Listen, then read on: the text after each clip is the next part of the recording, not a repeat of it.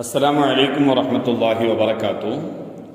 സുന്നി വിദ്യാഭ്യാസ ബോർഡിൻ്റെ 7ാം ക്ലാസ്സിലെ തജ്വീദുൽ ഖുർആനിലെ ആദ്യത്തെ പാഠം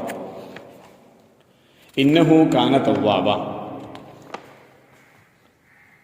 ഉസ്താദ്, മസ്ജിദിൽ നിന്ന് മുഅദ്ദിൻ ഹയ്യ അലസ് സ്വലാ എന്ന് പറയുമ്പോൾ അവസാനത്തെ താ കേൾക്കുന്നില്ലല്ലോ.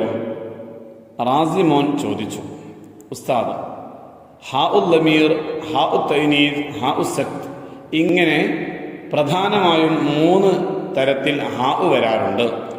അവൻ അത് എന്നീ അർത്ഥമുള്ള ഹാഇനാണ് ഹാ ഉൽ ലമീർ എന്ന് പറയുന്നത്. ഇന്നഹു കാന തവ്വാബ ഇൻദഹു ഇല്ലാ ബിഇദ്നി. ഇതൊക്കെ അതിൻ്റെ ഉദാഹരണങ്ങളാണ്. പദങ്ങളെ മുഅന്നസ് ആക്കാൻ ഉപയോഗിക്കുന്ന ഹാഇന് ഹാ ഉ തൈനീസ് എന്നാണ് പേര്. ഇതിനു ശേഷമുള്ള പദത്തോട് ചേർത്തി വായിക്കുമ്പോൾ താ ആയും വഖഫ് ചെയ്യുമ്പോൾ നിർത്തി ഓതുമ്പോൾ ഹാ ആയുമാണ് ഉച്ചരിക്കുക. ഹയ്യ അലസ് സ്വലാഹ്, ഖദ് ഖാമത്തിസ് സ്വലാഹ്. അവിടെ ഹാ ആയിട്ടാണ് ഉച്ചരിക്കുന്നത്, കാരണം നിർത്തുകയാണല്ലോ, വഖഫ് ചെയ്യാണല്ലോ. എന്നടുത്ത് കൂട്ടി ഓതുമ്പോൾ നോക്കിയാട്ടെ, റാദിയതൻ മർദിയ. അവിടെ രണ്ടുമുണ്ട്. കൂട്ടി ഓതുമ്പോൾ റാദിയതൻ മർദിയ, ലാസ്റ്റ് മർദിയ എന്ന് പറയുമ്പോൾ അവിടെ ഹാ ആയിട്ടാണ് ഉച്ചരിച്ചുകാരൻ നിർത്തുകയാണ്. അതിൻ്റെ തൊട്ട് മുമ്പ് റാദിയതൻ, അവിടെ കൂട്ടി ഓതുമ്പോൾ താ ആയിട്ടാണ് ഉച്ചരിക്കുന്നത്. അൽ ഖാരിഅതു മൽ ഖാരിഅ, കൂട്ടി ഓതുമ്പോൾ അൽ ഖാരിഅതു, കൂട്ടി ഓതുമ്പോൾ താ ആയിട്ട്, മൽ ഖാരിഅ നിർത്തുമ്പോൾ ഹാ ആയിട്ട്. അതാണ് ഹാ ഉ തൈനീസിന്റെ പ്രത്യേകത. മൂന്നാമത്തെ ഒരിനം ഹാ കൂടെയുണ്ട്.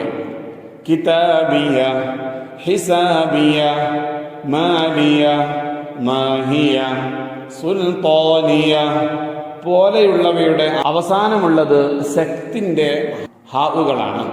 അല്പം അടങ്ങണമെന്ന് സൂചിപ്പിക്കുന്ന ഈ ഹാവുകൾക്ക് സുക്കൂനായിരിക്കും. വഖഫ് ചെയ്യാതെ ചേർത്തി ഓതുമ്പോൾ ശ്വാസം വിടാതെ ശബ്ദം അല്പം മുറിച്ചുകൊണ്ടാണ് ഹാ ഉ സക്ത് പാരായണം ചെയ്യേണ്ടത്. ഉദാഹരണങ്ങൾ: ഹാ ഉ തൈനീസ് നിഅ്മതല്ലാഹ്, സബാനിയ, സുഹ്ഫൻ മുതഹ്ഹറ, റാദിയതൻ മർദിയ, അൻ-നഫ്സുൽ മുത്മഇന്ന. ഹാ ഉൽ ലമീർ വസാഖഹു അഹദ്, അദാബഹു അഹദ്, ലഹു الذിക്റ ഫഅതത് ബിഹി ഖൗമഹ അലൈഹി റിസ്ഖുഹു.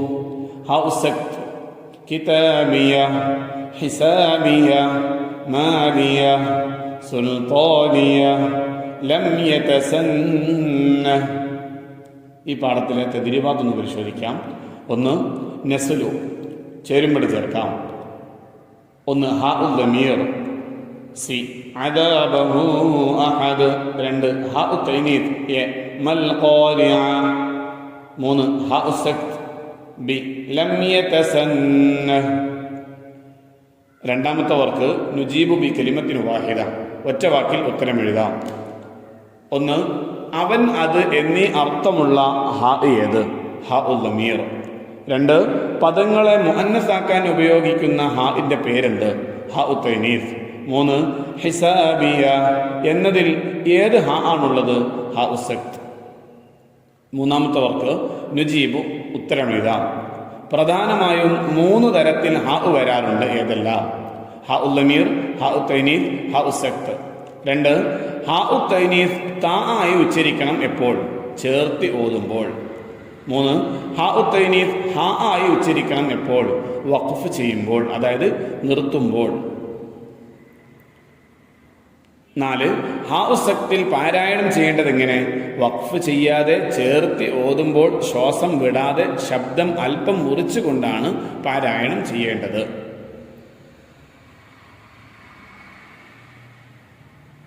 നാലാമത്തെ വർക്ക് നഖറഉ സൂറത്തുൽ ഹാഖ വനക്തശിഫു മിൻഹാ ഹാ അൽ ലമീർ വത്തൈനീസ് വസക്ത്. സൂറത്തുൽ ഹാഖ ഓതിയിട്ട് അതിൽ നിന്ന് ഹാ ഉൽ ലമീറും ഹാ ഉൽ തൈനീസും ഹാ ഉ സക്തും വേർതിരിച്ച് വ്യക്തമാക്കാൻ വേണ്ടിയിട്ടാണ്, എഴുതാൻ വേണ്ടിയിട്ടാണ്. അസ്സലാമു അലൈക്കും വറഹ്മത്തുള്ളാഹി വബറകാതുഹു.